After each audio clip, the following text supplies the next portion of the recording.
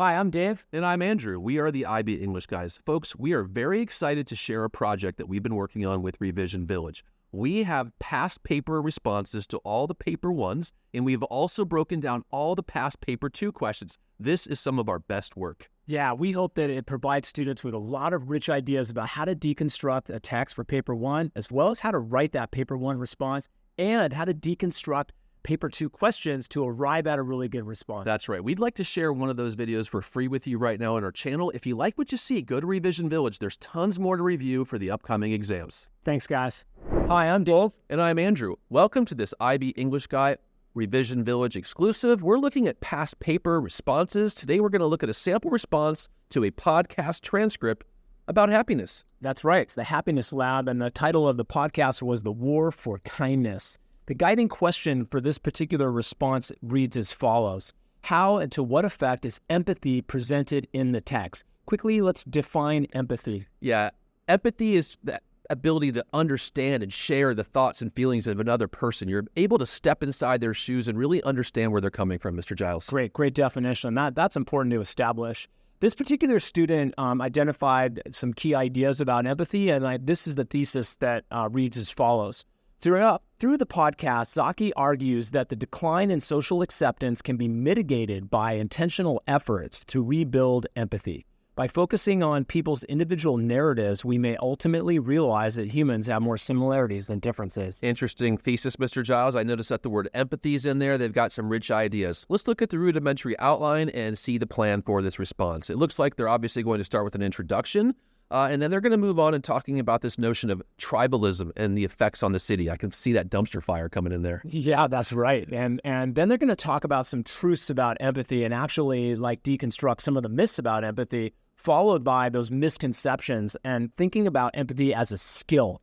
Yeah, I like that. It looks like they're eventually going to work down to the solution, which of course is the importance of narratives and storytelling. And then they'll try to wrap it up in some way, talking about how by making these changes, we can have a better future. I noticed that the outline has rich ideas, but it's also a beginning, middle, end approach, which I think is really smart because that's the logic of the way it's constructed. Indeed. Looking at the introduction, I noticed that they quickly identify the topic, Mr. Giles, sensitivity toward others. Really good to anchor into the topic before you transition to the text. Yeah, they're defining empathy, and I think that's what we did when we looked at that text, and I think that's important, and they established that. Then they talk about the message of the Happiness Lab podcast. So they established Laurie Santos, the host. They give the title of the podcast, and they're actually thinking about this particular episode and what actually is happening in the episode. So those are nice sentences in the middle. It's a tight little summary there, right, of actually what happens. I like that. And then, of course, they end with a thesis, and we see the word empathy highlighted there. That implies focus, Mr. Giles. We know the student is focused. That's great for criterion C. Let's look at that first body paragraph.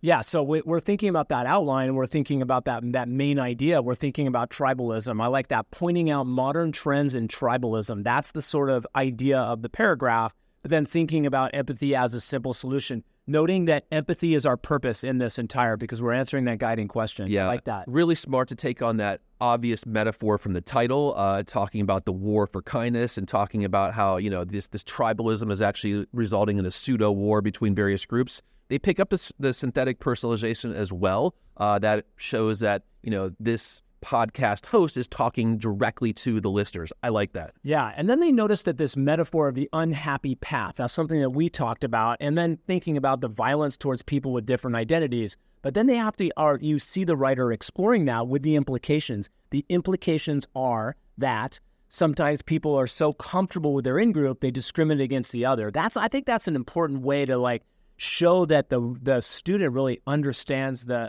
use of that metaphor. They're showing some deep thinking. Now, again, they want to stay focused on that guiding question, so I like to see the word empathy highlighted there. I think they're pretty clever to take on that massive logo, Mr. Giles. They need to figure out, how am I going to take that and link that to empathy? And what do they do there? Well, they're talking about the smiley face and the words and the way they're formatted, and that it's like the podcast. We're thinking about that metaphorical lab.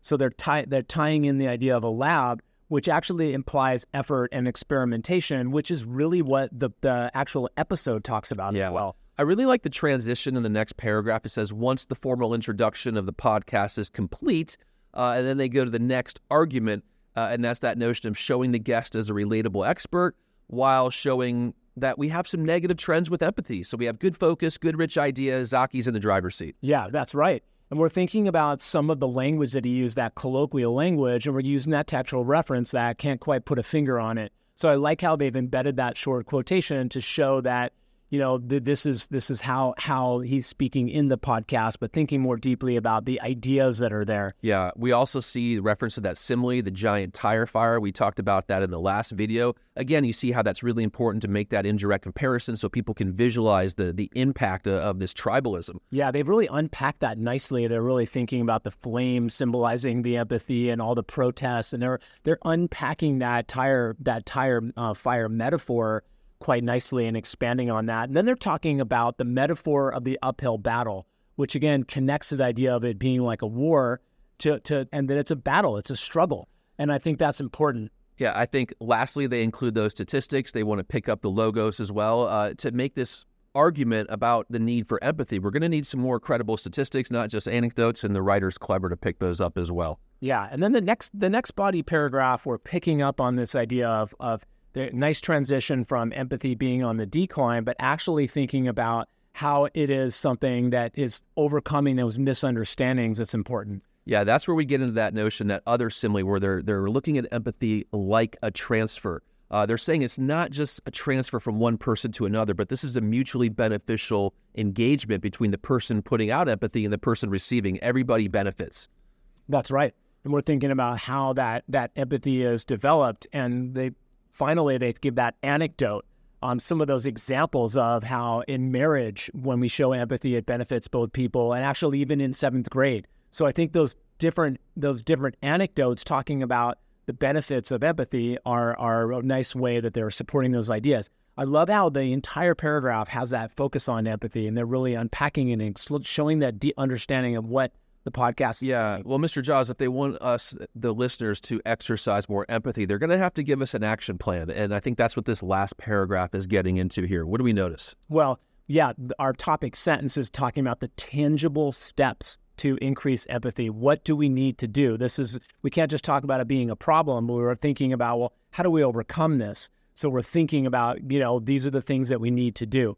And that it's that simile of it's a skill. It's like a skill that we need to learn how to do. Well, yeah, Mr. Jaws, we have to practice that. We have to use, like the alliterative phrase says, cultivate curiosity. We have to make a move. We have to go to the lab and exercise our empathy muscle, right? And I think that's they're getting to this notion of the narrative, the importance of the narrative, which is sort of the main claim. Talk about that, Mr. Giles. Yeah, like learning someone else's story, right? And when someone's saying awful things, we actually need to actually stop and learn that person's story. And I think that's the important part of what the message is. They're juxtaposing this idea of like, hey, someone who's saying awful things, but we actually need to appreciate the people you disagree with. Those are juxtaposed, right? Yeah, I like how they sort of give you an out at the end. They're saying, look, you don't have to do this. It's not anybody's job to do this, but it will give you a chance to be human. I think that really links back to that main topic of empathy, shows the benefits of empathy, shows how it reduces tribalism, and shows how it fosters a better society. Take us through the conclusion. Yeah, the conclusion is thinking about ways to synthesize all those ideas and just thinking about ways to, like, that we have conflict in the world and polarization, that we need to actually actively, build our empathy to resolve the conflict and be more harmonious. Mr. Jaws, I see reference to the other in the end with the flourish. I think that is the main takeaway. Rather than being discriminatory toward the other, we need to tell stories, listen to stories, and understand these stories. That will foster more empathy. So I think it's important to note that sometimes an exam has a text that really resonates, and this one resonates. This one has some rich ideas that matter. So this is nice to unpack. Also remember, this is an oral transcript. This is a transcript of something you're supposed to listen to, but actually the words are impactful just on the written screen as well. So I think that's important to note. Folks, we hope that you learn from this podcast transcript. Stay with the past paper. Stay with the Revision Village platform. We'll guide you to your Paper 1 exam success. Thanks, guys.